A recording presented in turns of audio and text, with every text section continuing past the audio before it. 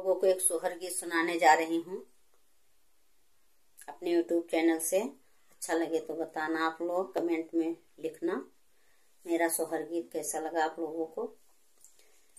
साताए भैया की बाहिनिया बनाही बीचे भटके बनाही बीचे भटकाई हो।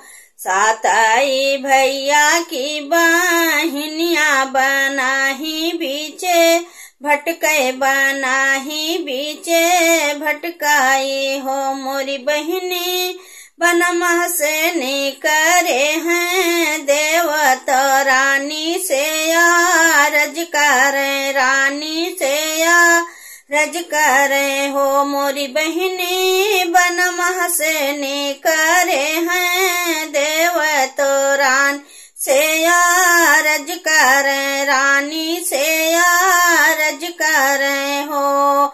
कि तू है सास ससुर दुख की नैहर दूरी बस की रे नैहर दूरी बस है तिरिया कौन संकट तुहरे जेरा बनाही बीचे भटको बनाही बीचे भटकाऊ है तिरिया कौन संकट तुहरे जियरा बनाही बीचे भटको बनाही बीचे भटकाऊ हो।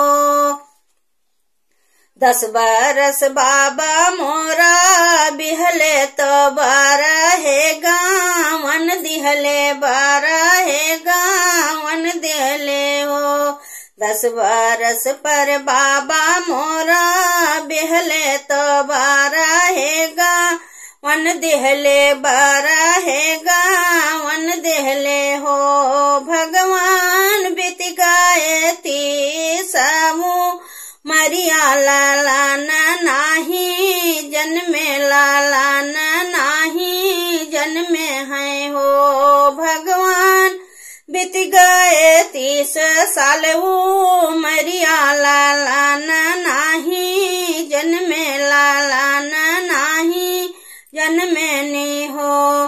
नाही मोरा सास ससुर दुख नाही नैहर दूरी बस नाही नैहर दूरी बस हो। मोरे भगवान एकरे लाला नावा के खातिर पुरुष बोलिया मारे पुरुष बोलिया माराई हो। मोरे भगवान एक लाला नावा के खातिर पुरुष बोलिया मारे पुरुष तनवा माराई हो।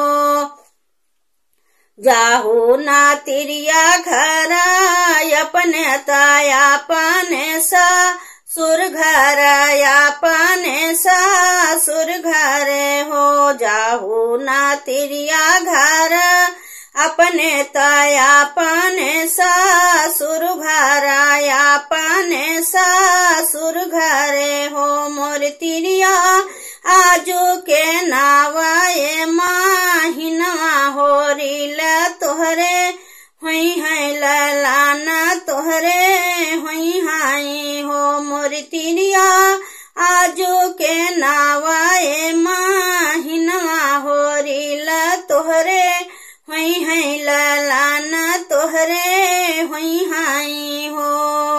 8 महीना नाऊ लागे तो लालना जा नमलीना बाबू आजा नमलीना हो। मोरी बहिनी बाज लागे आंगना बाधैया उठाना लागे सोहर उठाना लागे सोहर हो।